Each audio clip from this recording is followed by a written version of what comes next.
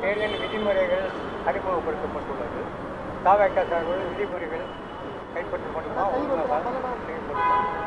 தேர்தல் விதிமுறைகளை பொறுத்தவரையிலும் அனைத்து கட்சியும் பின்பற்ற வேண்டிய முறை ஒன்றுதான். ஆகவே தேர்தல் விதிமுறைகள் மட்டுமல்ல,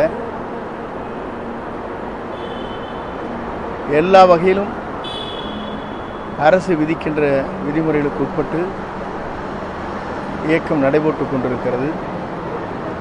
குறிப்பாக தமிழக வெற்றிக் கழகத்துடைய தலைவர் அவரை பொறுத்தவரையிலும் விதிமுறைக்கு உட்பட்டு எல்லா பணிகளும் நாம் நிறைவேற்றி வருகிறோம்.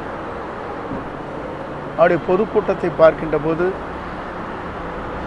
இவருக்கு மட்டும்தான் 51 விதிமுறைகள் விதிக்கப்பட்டிருக்கிறது. தேர்தல் களத்திலே மற்றவர்கள் இந்த விதிமுறைகளை பின்பற்றுகிறார்களா என்பதுதான் மக்கள் கேள்வியாக இருக்கிறது. பாஜக நெருக்கடி கொடுத்து கூட்டணிக்கு அழைக்கிறதா சொல்றாங்க. பல்வேறு ஊடகங்களில் வெளியாயிருக்கு. மற்ற திருமாவளவன் வந்து அழுத்தம் கொடுக்கறதா சொல்லியிருக்காரு. அதை பற்றி சொல்லுங்க சார். இப்போ நீங்கள் கூட்டணிக்காக நீங்களும் எதிர்பார்க்குறீங்களா? என்டிஏ கூட்டணியில் பாஜக இடம்பெறக்கூடாத வாய்ப்பு இருக்கா? தமிழக வெற்றிக் கழகத்துடைய தலைவரை பொறுத்தவரையிலும் திரையுலகத்தில் உச்சகட்டத்தில் இருந்து அதை விட்டுவிட்டு மக்கள் பணியாற்றுவதற்காக வருகை இருந்திருக்கிறார்கள். அவரை பொறுத்தவரையிலும் தமிழக முதலமைச்சர் என்ற முறையில் மக்கள் இன்று ஏற்றுக்கொண்டு மக்கள் வரவேற்பை தந்து கொண்டிருக்கிறார்கள்.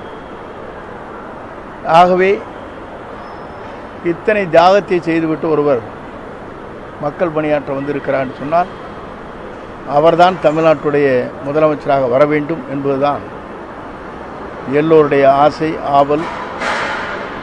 அது மே மாதத்திலே தேர்தல் முடிவுகள் கிடைக்கும். அவரை பொறுத்தவரையிலும் வருகின்ற ஆண்டில் தேசிய கொடியை ஏற்றி வைக்கிற தலைவராக அவர் திகழ்வார். மாவட்ட செயலர் கூட்டத்தில் இது போல வந்து கூட்டணி போலான்றது வந்து தீர்மானமாக பெரும்பான்மையான சொல்லியிருக்காங்க. இல்லை, பெரும்பான்மையோடைய கருத்துக்கள் கேட்பது வேறு, கூட்டணி என்பது வேறு. ஒவ்வொரு கட்சி இயக்கத்தை சார்ந்தவரும் தங்களுடைய உணர்வுகளை பிரதிபலிக்கிறார்கள். முடிவை செய்ய வேண்டியது தலைவர்.